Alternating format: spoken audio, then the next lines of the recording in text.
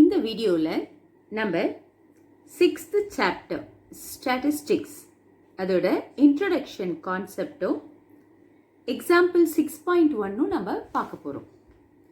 So இந்த statistics அப்படின்ற இந்த சாப்டரை நம்ம பார்த்தீங்கன்னா 6th ஸ்டாண்டர்ட்லேருந்தே படிக்கிறோம். பட் ஸ்டாட்டிஸ்டிக்ஸ் அப்படின்ற இந்த நேம் உங்களுக்கு புதுசாக தெரியலாம். டேட்டா ஹேண்ட்லிங், ஸோ இதுதான் நம்ம ஸ்டாட்டிஸ்டிக்ஸில் 6th படிக்கக்கூடிய விஷயம். டேட்டா ஹேண்ட்லிங் அப்படின்ற ஹெட்டிங்கில் நம்ம இந்த ஸ்டாட்டிஸ்டிக்ஸை படிச்சிருக்கோம். அப்போ ஸ்டாட்டிஸ்டிக்ஸ் அப்படிங்கிறது என்ன? டேட்டாவை ஹேண்டில் பண்ணுறதை பற்றின விஷயங்கள் தான் ஸ்டாட்டிஸ்டிக்ஸ்.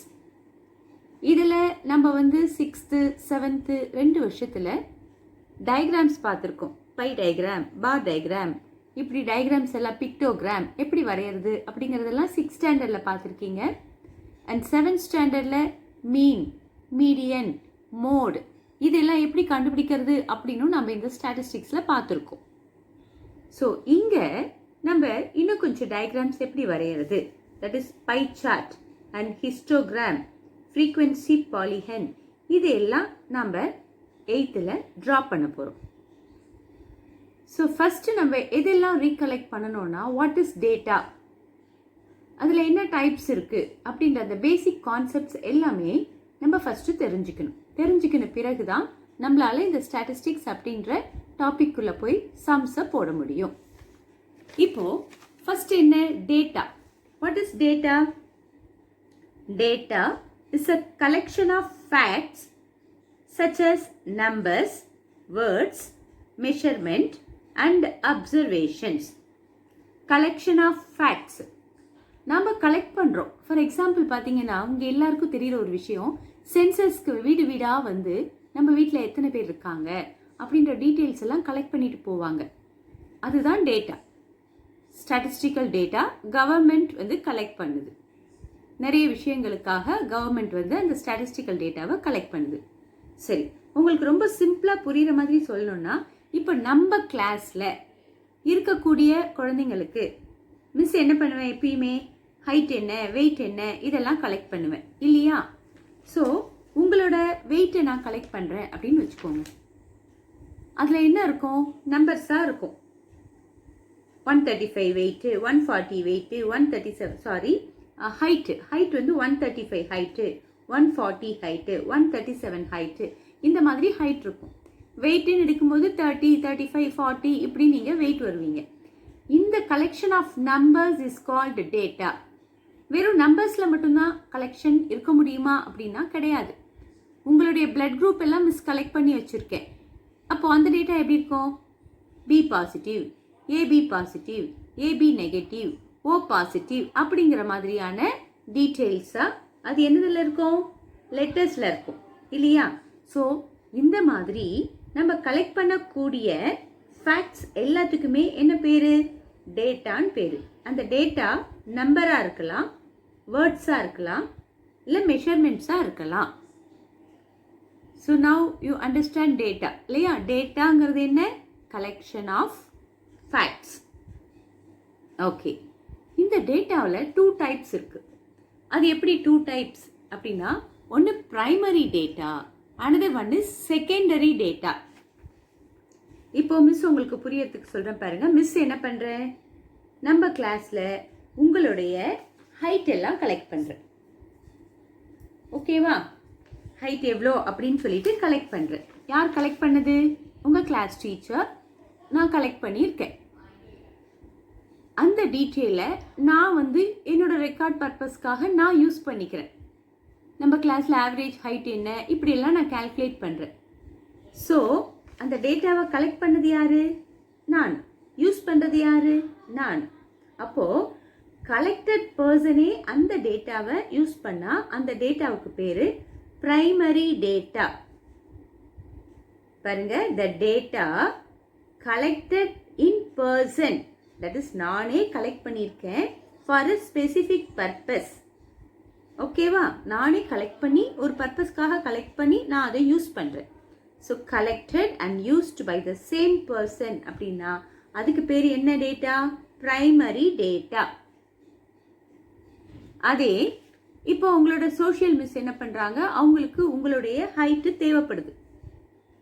கிளாஸ் டீச்சர் தான் கலெக்ட் பண்ணி வச்சுருக்காங்களே, நம்ம ஏன் திரும்ப கலெக்ட் பண்ணணும் அப்படின்ட்டு அவங்க என்ன பண்ணுறாங்க, என்கிட்ட வந்து மிஸ் உங்கள் கிளாஸ் பிள்ளைங்களோட ஹைட் எல்லாம் கொஞ்சம் கொடுங்களேன் அப்படின்னு கேட்குறாங்க. கேட்டால் மிஸ் கொடுப்பேனா மாட்டேனா? எஸ், ஷியோராக கொடுப்போம் இல்லையா? ஸோ இப்போ நான் என்ன பண்ணிட்டேன்னா, கலெக்ட் பண்ணி வச்சுருக்கேன் ஹைட் எல்லாம் உங்கள் சோஷியல் மிஸ்க்கு கொடுத்துருக்கேன். அவங்க என்ன பண்ணுறாங்க, அவங்களோட ஒரு பர்பஸ்க்காக அந்த டேட்டாவை அவங்க யூஸ் பண்ணுறாங்க. இப்போது data collected by one person but used by some other person. கரெக்டா? சோஷியல் மிஸ் டேட்டாவை கலெக்ட் பண்ணலை, கலெக்ட் பண்ணது உங்கள் கிளாஸ் டீச்சர். ஆனால் இப்போது அந்த டேட்டாவை அவங்க கிட்டேருந்து வாங்கி யூஸ் பண்ணுறது சோஷியல் டீச்சர். அப்போது அந்த டேட்டாவுக்கு பேர் secondary data. The data that are sourced from some places that has originally collected it. யாரோ ஒருத்தவங்களோ ஒரு பிளேஸ்லையோ அதை ஒரிஜினலாக கலெக்ட் பண்ணியிருப்பாங்க. ஆனால் அதை யார் என்ன பண்ண போகிறா, ஆல்ரெடி யாரோ கலெக்ட் பண்ண டேட்டாவை வாங்கி ஒருத்தவங்க யூஸ் பண்ணுவாங்க. அதுக்கு பேர் தான் secondary data. So primary data means collected and used by the same person. நம்ம தமிழ்நாடு கவர்மெண்ட் சென்சஸை கலெக்ட் பண்ணி அவங்களே யூஸ் பண்ணுறாங்கன்னா அது அவங்கள பொறுத்த வரைக்கும் ப்ரைமரி டேட்டா. சென்ட்ரல் கவர்மெண்ட் அந்த டீட்டெயில்ஸை கேட்குது, அவங்க சென்ட்ரல் கவர்மெண்ட்டுக்கு அதை கொடுக்குறாங்க, சென்ட்ரல் கவர்மெண்ட் வேறு பர்பஸ்க்காக அதை பயன்படுத்துகிறாங்கன்னா அங்கே அப்போ அது secondary data. I think now you are clear about it. What is primary data and what is secondary data? இப்போது ஒரு ரஃபாக உங்களுக்கு புரியறதுக்காக மிஸ் எழுதுகிறேன். இப்போ நான் உங்ககிட்ட ஹைட் எல்லாம் கலெக்ட் பண்ணுறேன். ஹைட் எல்லாம் எதில் இருக்க போகுதுன்னா சென்டிமீட்டரில் இருக்க போகுது. 135 சென்டிமீட்டர், 140 சென்டிமீட்டர், 137 சென்டிமீட்டர். இப்படி நம்ம என்ன பண்ணுறோம், ஒவ்வொருத்தவங்க கிட்டேயா நம்ம கிளாஸில் உன்னோட ஹைட் என்ன, உன்னோட ஹைட் என்ன அப்படின்னு கேட்டு மிஸ் என்ன பண்ணுறேன், கலெக்ட் பண்ணுறேன். ஸோ கலெக்ட் பண்ண இந்த டீட்டெயில்ஸை இப்போ நான் எழுதிட்டுருக்கேன். இப்போ உங்களுக்கு நான் நேரில் நடத்தும் போது நம்ம உங்ககிட்ட கேட்டு இன்ட்ராக்ட் பண்ணி நடத்துவோம். பட் இப்போ நம்ம அதை பண்ண முடியாது. ஸோ இந்த டீட்டெயில்ஸ் இப்போ நான் யார்கிட்ட கேட்டு வாங்கியிருக்கேன், உங்கள் ஒவ்வொருத்தவங்கிட்டையும் கேட்டு கலெக்ட் பண்ணியிருக்கேன். இது என்ன, height of our class children. Okay, so இப்போ இதை நான் கலெக்ட் பண்ணிட்டேன். இந்த டீட்டெயில்ஸ் எப்படி இருக்குன்னா, நான் ஒவ்வொருத்தவங்களையா கேட்டேன் இல்லையா, கேட்டு நீ எவ்வளோ ஹைட்டு, நீ எவ்வளோ ஹைட்டு அப்படின்னு நம்ம ஆட்டும் வரிசையாக எழுதிட்டேன். இது எப்படி இருக்குது அப்படின்னா, இப்போ நம்ம ஒரு நியூவாக ஒரு வீட்டை ஷிஃப்ட் பண்ணுறோம். நான் ஏற்கனவே ஒரு வீட்டில் இருக்கேன், ஒரு புது வீட்டுக்கு நான் ஷிஃப்ட் பண்ண போகிறேன். என்ன பண்ணுவேன், பழைய வீட்டில் இருக்கிற எல்லா பொருளையும் மூட்டை கட்டி புது வீட்டுக்கு அதை தூக்கிட்டு போய் அங்கே இருக்க ஹாலில் மொத்தமாக போட்டுருவோம். முதல்ல எல்லாத்தையும் இறக்கி அங்கே கிடாசிடுவோம். இல்லை அது குப்பை மாதிரி இருக்கும். ஸோ அப்படி தான் இந்த டீட்டெயில் இருக்குது. தட் இஸ் நான் கலெக்ட் பண்ணதை அப்படியே கேட்டு கேட்டு கேட்டு அப்படியே எழுதி வச்சுட்டேன். ஒரு எக்ஸாம்பிளுக்காக மிஸ் பார்த்தீங்கன்னா ஒரு 12 தான் நம்பர்ஸ் எழுதியிருக்கேன். இன்னும் நிறைய நம்ம கலெக்ட் பண்ணும்போது நம்ம கிளாஸில் இருக்க எல்லாரும் வரும். இது ஒரு எக்ஸாம்பிளுக்காக. அப்போது கலெக்ட் பண்ணதை அப்படியே எழுதி வச்சுருக்கேன். இதை நான் எந்த அரேஞ்ச்மெண்ட்டுமே பண்ணலை. இப்படி அரேஞ்ச் பண்ணாமல் அப்படியே இருக்க டேட்டாவுக்கு பேர் அன்குரூப்டு டேட்டா. என்ன டேட்டா? Ungrouped data. எந்த அரேஞ்ச்மெண்ட்டும் இருக்காது, அப்படியே வரிசையாக நம்பர்ஸாக இருக்கும். இப்படி இருந்தால் இதுக்கு பேர் அன்குரூப்டு டேட்டா. இதை நம்ம என்ன பண்ணலாம், குரூப் பண்ணலாம். எப்படின்னு நான் உங்களுக்கு சொல்கிறேன் பாருங்களேன். இப்போது நம்ம பழைய வீட்டில் இருந்து பொருளெல்லாம் தூக்கி எடுத்துகிட்டு வந்து புது வீட்டில் அந்த ஹாலில் குப்பை மாதிரி போட்டிருக்கோம் இல்லையா, போட்டதை என்ன பண்ணுவோம், அப்படியே விட்டுருவோமா? நோ, நம்ம அரேஞ்ச் பண்ணுவோம். எப்படி அரேஞ்ச் பண்ணுவோம், கிச்சன் ஐட்டம்லாம் எது அதெல்லாம் தேடி எட்டு போய் கிச்சனில் வைப்போம். பெட்ரூம் ஐட்டம்லாம் எது அப்படின்றதெல்லாம் தேடி எட்டு வந்து பெட்ரூமில் வைப்போம். உங்களோட புக்ஸ் எல்லாம் எது அதெல்லாம் தேடி எட்டு வந்து அதை தனியாக ஒரு ஷெல்ஃப்லேயோ ஒரு இடத்துலையோ நம்ம என்ன பண்ணுவோம், அரேஞ்ச் பண்ணுவோம். அப்போ நாம் ஐட்டத்தை எல்லாம் பிரித்து குரூப் பண்ணி ஒரு பிளேஸில் அரேஞ்ச் பண்ணுறோம் இல்லையா? அப்படி தான் இங்கேயும் இங்கே கொடுத்த டீட்டெயில்ஸை நம்ம என்ன பண்ணணும், அரேஞ்ச் பண்ணணும். இந்த அரேஞ்ச் பண்ணுறதுக்கு நிறைய மெத்தட்ஸ் இருக்குது. என்ன மெத்தட்லலாம் பண்ணலாம் அப்படின்றத ஃபஸ்ட்டு சொல்கிறேன். இப்போ இங்கே பார்க்குற 135, 140, 137, 150, 135 இப்படி நம்பர்ஸ் தான் கொடுத்துருக்கு. இதில் பார்த்தீங்கன்னா ஒரே நம்பர் பல முறை ரிப்பீட் ஆகிற மாதிரி இருக்குது. ஆமாவா இல்லையா? எஸ். ஸோ 135 135 ரிப்பீட் ஆகுது. அப்போது இதில் இருக்க ஸ்மால் நம்பர் இருக்கிறதுலே என்னன்னு பார்க்குறேன், 135. அதை நம்ம ஃபஸ்ட்டு இங்கே எழுதிப்போம். இதை எக்ஸ்ன்னு வச்சுக்கலாம். அடுத்து என்ன வேல்யூ இருக்குது பாருங்கள், 137 நெக்ஸ்ட் வேல்யூவாக எழுதுகிறோம். அடுத்தது 138, தட் இஸ் நான் அதை இருக்கிற வேல்யூஸை அரேஞ்ச் பண்ண மாதிரி எழுதியிருக்கேன். 138க்கு அப்புறமா என்ன இருக்குன்னு பாருங்கள், 140. 140க்கு அப்புறம் என்ன இருக்குது, 150. அண்ட் தென் என்ன இருக்குது, 151. என்ன பண்ணியிருக்கேன், இருக்கிற நம்பர்ஸை ஒரு நம்பரையும் நம்ம தனித்தனியாக எழுதியிருக்கோம். இப்போது இந்த டேலி மார்க்ஸ் அப்படின்னு சொல்லுவோம். நம்ம 6thலேயே நம்ம பார்த்துருப்போம் இல்லையா, டேலி மார்க்ஸ். அது என்ன டேலி மார்க்ஸ், இந்த 135 அப்படிங்கிற நம்பர் எத்தனை முறை வந்திருக்கு அப்படின்னு பார்த்து நம்ம டேலிஸ் போடுறது.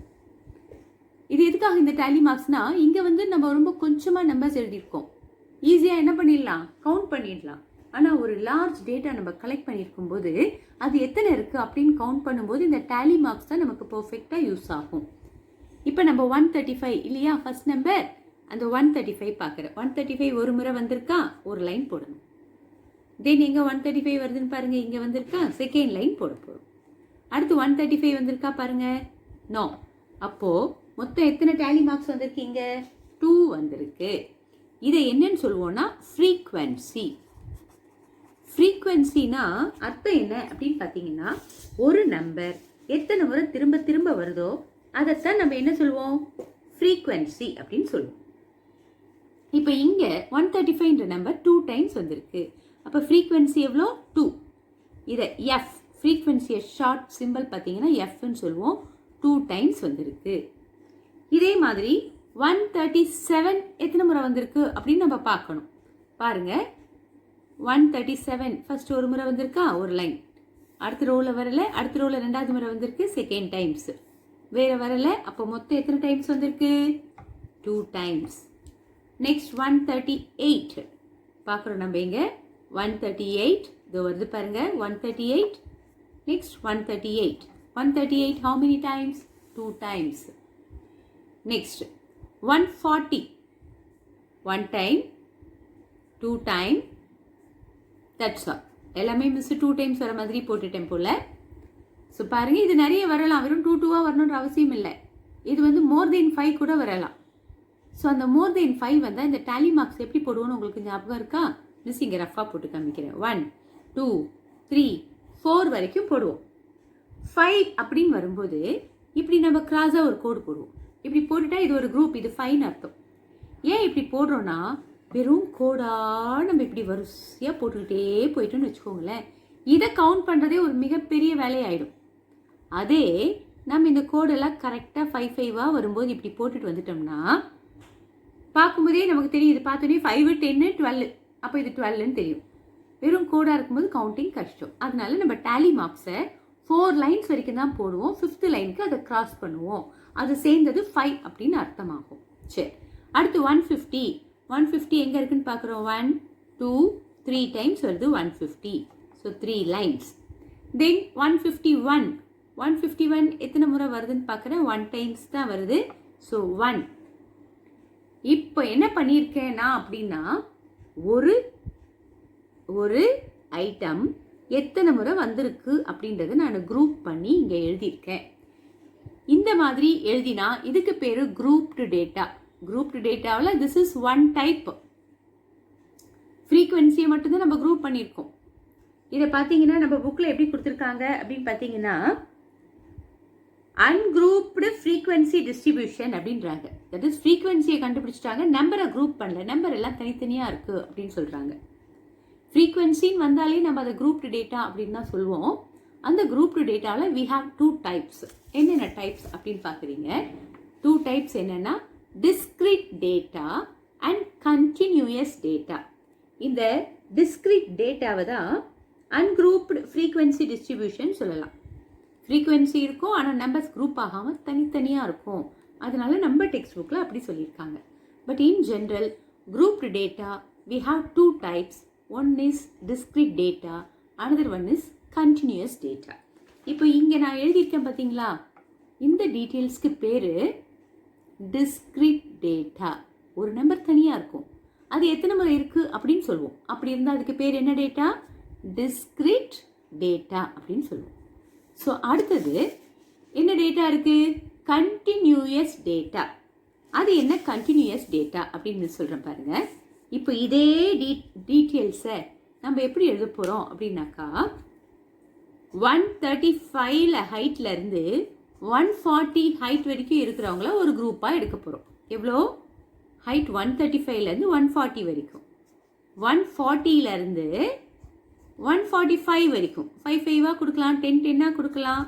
பட் நம்ம என்ன பண்ணியிருக்கோம், இங்கே குரூப் பண்ணுறோம். 145லேருந்து 150 வரைக்கும், 150லேருந்து 155 வரைக்கும் அப்படின்னு இப்படி நம்ம குரூப் பண்ணலாம். இதுக்கு பேர் என்ன பேருனா கிளாஸ் இன்டர்வல். இது என்னன்னு சொல்லுவோம்? CI is the short form of class interval. Class இன்டர்வல்ஸாக பிரிக்கிறோம்.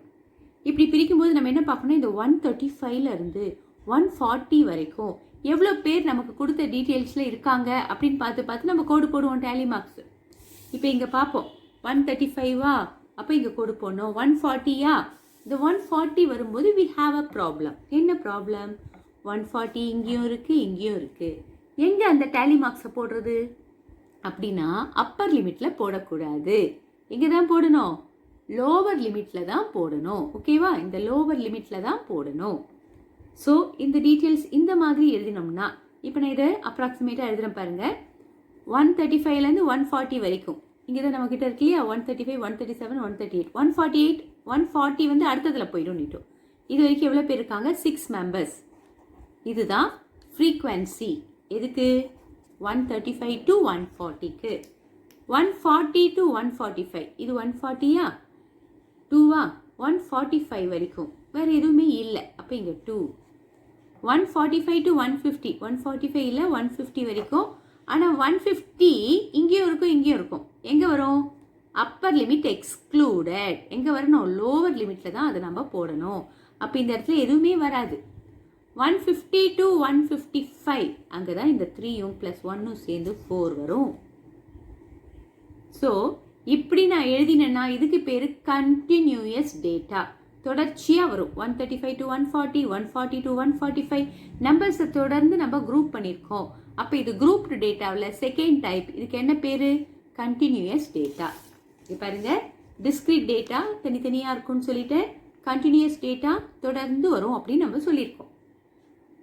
இந்த கண்டினியூஸ் டேட்டாவில் 2 டைப் இருக்குது. என்னென்னா, ஒன்று இன்க்ளூசிவ் டேட்டா, இன்னொன்று எக்ஸ்க்ளூசிவ் டேட்டா. அது என்ன இன்க்ளூசிவ் எக்ஸ்க்ளூசிவ் அப்படின்னா, இப்போ நான் இங்கே சொன்னேன் இல்லையா, இங்கேயும் 140 இங்கேயும் 140 இருக்குது, இப்படி ரெண்டுத்துலேயும் இருக்குது அப்படின்னும் போது நம்ம அப்பர் லிமிட்டை எக்ஸ்க்ளூட் பண்ணிடணும். தட் இஸ் அப்பர் லிமிட்டில் அந்த வேல்யூவை சேர்த்துக்கக்கூடாது, அதை விட்டுடணும்னு சொன்னேன் இல்லையா. அப்படி அப்பர் லிமிட்டை நம்ம விட்டுட்டு லோவர் லிமிட்டுக்கு போகிறோம் இல்லையா, அப்போ இந்த டேட்டாவுக்கு பேர் exclusive type of data. That is 140, 140, 145, 145 இப்படி 2 முறை வரும்போது நம்ம அப்பர் லிமிட்டில் அதை விட்டுடுறோம். அதனால இது எக்ஸ்க்ளூசிவ் டைப் ஆஃப் டேட்டா. அப்போது இந்த இன்க்ளூசிவ் டைப் ஆஃப் டேட்டாங்கிறது எப்படி இருக்கும் அப்படின்னு பார்த்தீங்கன்னா, அதில் கிளாஸ் இன்டர்வல்ஸ் வந்து இந்த மாதிரி இருக்கும். 135 to 139, 140 to 144, 144 to 145 to 149. பாருங்களேன், அப்பர் லிமிட்டில் வர்றது வேறு, லோவர் லிமிட்டில் வர்றது வேறு. அதுக்கு அடுத்த நம்பர் வந்துடும், ரெண்டும் சேமாக வராது. அப்போது இந்த 139 நான் இங்கே தானே போடணும், அப்பர் லிமிட்டும் இங்கே இன்க்ளூட் ஆகிருக்கு. இந்த மாதிரி கிளாஸ் இன்டர்வல் இருந்தால் அந்த டேட்டாவுக்கு பேர் இன்க்ளூசிவ் டைப் ஆஃப் டேட்டா. என்ன பேர்? Inclusive type of. அப்போது கண்டினியூஸ் டேட்டா 2 டைப்ஸாக பிரியுது. ஒன்று இன்க்ளூசிவ் டைப், இன்னொன்று எக்ஸ்க்ளூசிவ் டைப். இன்க்ளூசிவ் டைப்பில் அப்பர் லிமிட் பார்த்தீங்கன்னா வேறு, அப்பர் லிமிட்டில் இருக்கிறது லோவர் லிமிட்டில் வராது, வேறு நம்பர் வரும். தட் இஸ் 1 தள்ளி தான் வரும். ஆனால் எக்ஸ்க்ளூசிவ் டைப் ஆஃப் டேட்டாவில் சேமாக இருக்கும். அதனால என்ன பண்ணுவாங்கன்னா, அப்பர் லிமிட்டை வந்து விட்டுட்டு லோவர் லிமிட்டில் கொண்டு போயிட்டு அந்த வேல்யூஸுக்கு ஃப்ரீக்வன்சி போடுவாங்க. அதனால இதுக்கு பேர் என்ன data? Exclusive type of data. இது இன்க்ளூசிவ் டைப் ஆஃப் டேட்டா. இதுதான் மேக்ஸிமம் நமக்கு தெரிய வேண்டிய கான்செப்ட். ஸோ இது தெரிஞ்ச பிறகு நம்ம எக்ஸசைஸோட first sum, that is example 6.1 பார்க்க போகிறோம். So example 6.1, form and ungrouped frequency distribution table. என்ன அர்த்தம்? Ungrouped frequency distribution table. Frequency distribution அப்படின்னாலே நம்ம குரூப் டேட்டாக்குள்ளே போயிடுறோம். அங்கே 2 டைப்ஸ் இருக்குது. ஒன்று டிஸ்க்ரீட், இன்னொன்று கண்டினியூஸ். அந்த டிஸ்க்ரீட்டில் தான் நம்பர்ஸ் வந்து குரூப் ஆகாமல் தனித்தனியாக ஒரு நம்பர் தனித்தனியாக இருக்கும். அதைத்தான் இவங்க என்னன்னு சொல்லியிருக்காங்க, அன்குரூப்டு ஃப்ரீக்வன்சி டிஸ்ட்ரிபியூஷன் டேபிள்னு சொல்கிறாங்க. அப்போது நம்ம டிஸ்க்ரீட் டைப்பில் என்ன பண்ண போகிறோம், கொடுத்த டேட்டாவை எழுத போகிறோம். For the weight of 25 students in standard 4 given below and answer the following questions. நமக்கு இது கொடுத்த டேட்டா, இவ்வளோ டேட்டாஸ் கொடுத்துருக்காங்க.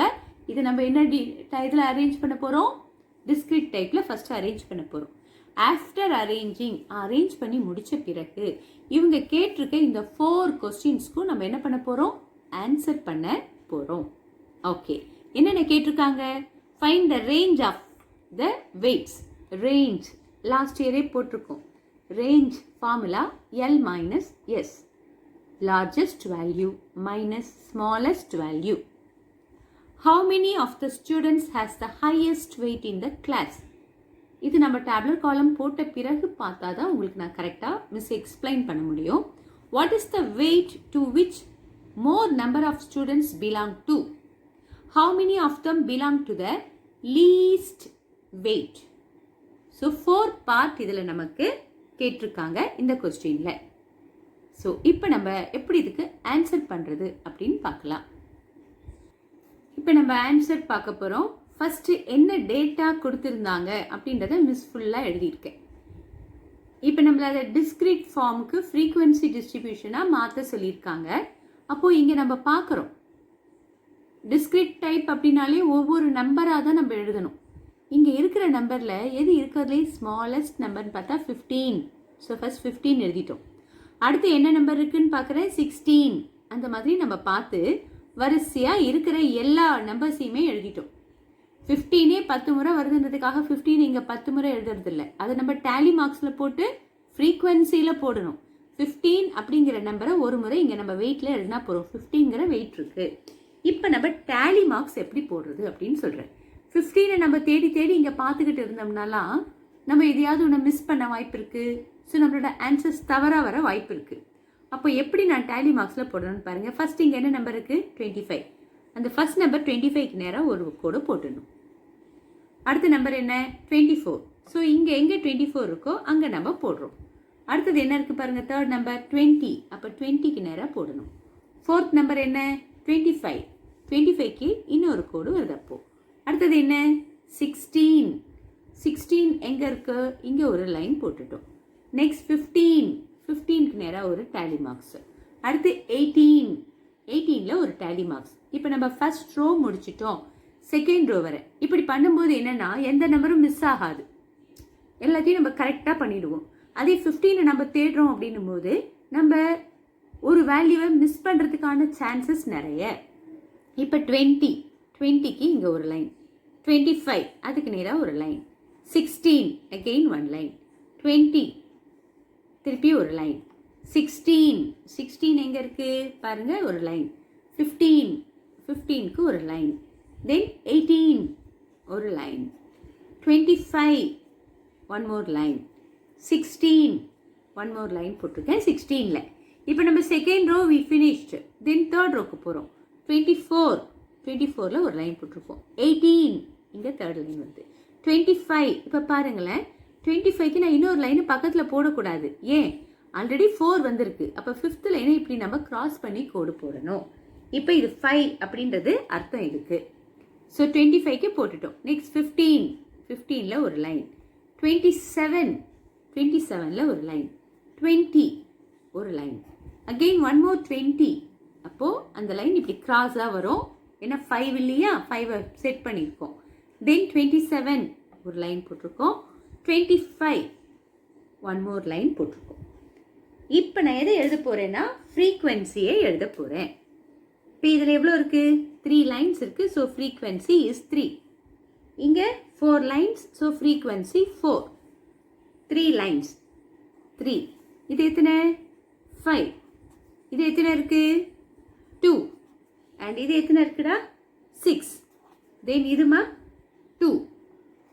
இப்போ நம்ம எல்லா ஃப்ரீக்வன்சியும் எழுதிட்டோம். இதை எழுதி முடிச்சோடனே நம்ம என்ன பண்ணோம், கேர்ஃபுல்லாக இதை டோட்டல் பண்ணணும். ஏன்னா இங்கே கொடுத்த டேட்டா வந்து மொத்தம் 25ன்னு சொல்லியிருக்காங்க அவங்க இல்லையா. அந்த 25 இங்கே நமக்கு டோட்டலில் வந்தால் தான் நம்ம இந்த வேல்யூ எதையுமே மிஸ் பண்ணாமல் கரெக்டாக ஃபினிஷ் பண்ணியிருக்கிறதா அர்த்தம். ஸோ மிஸ் டோட்டல் பண்ணுறேன். 7, 10, 15, 17, 23, 25. பர்ஃபெக்டாக நமக்கு 25 வந்திருக்கு. அப்போ நம்ம எந்த வேல்யூவும் மிஸ் பண்ணாமல் பக்காவாக என்ன பண்ணிட்டோம், ஃப்ரீக்வன்சி டேபிளை கன்ஸ்ட்ரக்ட் பண்ணிட்டோம். ஸோ இப்போ நம்ம ஒரு விஷயம் அவங்க கேட்டதை முடிச்சிட்டோம். அன்குரூப்டு ஃப்ரீக்வன்சி டிஸ்ட்ரிபியூஷன் டேபிளை நம்ம ப்ரிப்பேர் பண்ணிட்டோம். ஸோ அடுத்தது நம்ம அவங்க கொடுத்த 4 பார்ட்டுக்கு போக போகிறோம். அதில் ஃபஸ்ட் பார்ட்டில் அவங்க என்ன கேட்டிருக்காங்க அப்படின்னு பார்த்தீங்கன்னா, find the range of the weights. இதுதான் கொஸ்டின். நம்ம என்ன கண்டுபிடிக்கணும், ரேஞ்ச். ஃபர்ஸ்ட் பார்ட்டோட கொஸ்டின் பார்த்துக்கோங்க. ரேஞ்ச் நம்ம கண்டுபிடிக்க போகிறோம். ரேஞ்சுக்கு என்ன ஃபார்முலா அப்படின்னு பார்த்தீங்கன்னா, range equal to L minus S. எல்லுங்கிறது லார்ஜஸ்ட் வேல்யூ அண்ட் எஸ்ஸுங்கிறது ஸ்மாலஸ்ட் வேல்யூ. இந்த டேப்லெட் காலத்தில் பார்த்தீங்கன்னா ஈஸியாக தெரியும் லார்ஜஸ்ட் வேல்யூ. எது லார்ஜஸ்ட் வேல்யூ? 27. கொடுத்த வெயிட்லேயே லார்ஜஸ்ட் வெயிட் என்ன? 27. அப்போ எல் ஈக்குவல் டு எனக்கு என்ன பாருங்க, 27. எல்னா என்ன? Largest value. அடுத்தது எஸ். எஸ்ங்கிறது என்னன்னா ஸ்மாலஸ்ட் வேல்யூ. ஸ்மாலஸ்ட் வேல்யூ என்ன வருது அப்படின்னு பார்த்தீங்கன்னா, ஃபர்ஸ்ட் வருது பாருங்க, தான் இருக்கிறதுலே ஸ்மாலஸ்ட் இங்கே. So smallest value 15. நம்ம என்ன கண்டுபிடிக்க போகிறோம், ரேஞ்ச். இப்போ ரேஞ்சுக்கு நம்ம என்ன பண்ண போகிறோம்னா ஃபார்முலா எழுத போகிறோம். ஃபார்முலா என்ன? L minus S. That is largest value minus smallest value. Largest value L எவ்வளோ பாருங்க, 27. Minus smallest value எவ்வளோ, 15. இந்த 27ஐயும் 15ஐயும் நம்ம சப்ராக்ட் பண்ணுறோம். நமக்கு என்ன ஆன்சர் கிடைக்குதுன்னா 12 கிடைக்குது. So range equal to 12. அவங்க கேட்ட 4 பார்ட்டில் ஒரு பார்ட்டுக்கு நம்ம ஆன்சரை ஃபினிஷ் பண்ணியிருக்கோம். அடுத்தது பார்த்தீங்க அப்படின்னாக்கா செகண்ட் பார்ட்டு. இந்த செகண்ட் பார்ட்டில் என்ன கேட்டிருக்காங்கன்னா, how many of the students has the weight highest weight in the class. பக்கத்தில் டெக்ஸ்ட் புக்கை வச்சுக்கிட்டு கொஸ்டினையும் பார்த்துக்கிட்டே நீங்கள் இந்த வீடியோ கவனிச்சிங்கன்னா உங்களுக்கு இன்னும் கிளியராக புரியும். பேஜ் நம்பர் 213 இருக்குது இந்த கொஸ்டின். செகண்ட் பார்ட்டில் என்ன கேட்டிருக்காங்கன்னா, how many of the students has the highest weight in the class. இதான் கேட்டிருக்காங்க. அப்போது ஹையஸ்ட் வெயிட் இங்கே எங்கே இருக்குதுன்னு நான் பார்க்கணும். பார்த்தா என்ன, 27 தான் இருக்கிறதுல ஹையஸ்ட் வெயிட். எவ்வளோ ஸ்டூடெண்ட்ஸ் இருக்காங்க பாருங்கள், 2 ஸ்டூடெண்ட்ஸ். ஸோ அதை நம்ம என்ன பண்ணணும்னா ஆன்சரில் எழுதணும்.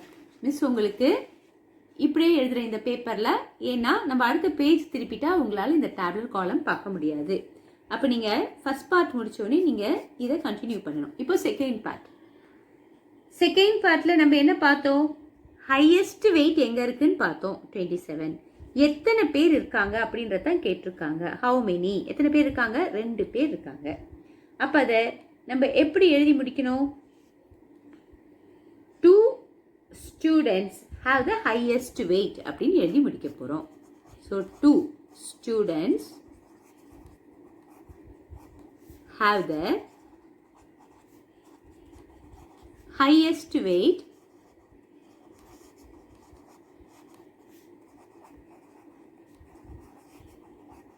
highest weight. எவ்வளோ highest weight, 27 kg.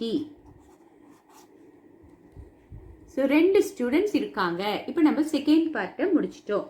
தேர்ட் பார்ட்டில் என்ன கேட்டிருக்காங்க அப்படின்னு புக்கில் பாருங்கள். What is the weight to which more number of students belongs to.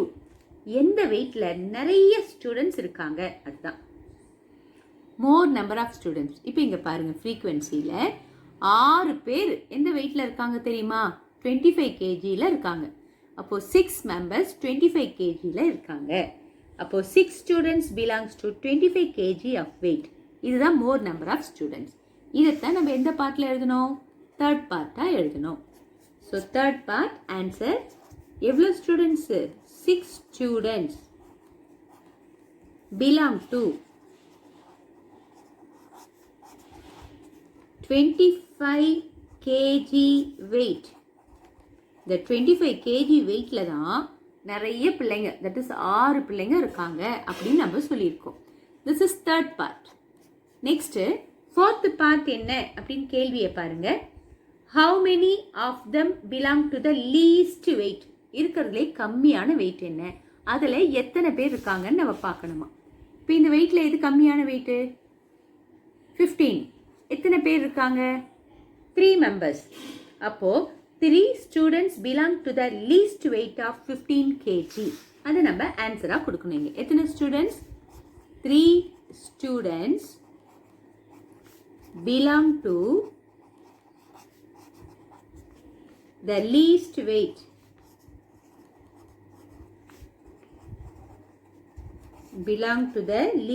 weight of 15 kg. So now we finished example 6.1. So இந்த வீடியோ உங்களுக்கு பிடிச்சிருந்தா நீங்கள் சப்ஸ்கிரைப் பண்ணுங்கள் அண்ட் இன்னும் நிறைய மேக்ஸ் விஷயங்களை நீங்கள் தெரிஞ்சுக்கலாம். தேங்க்யூ.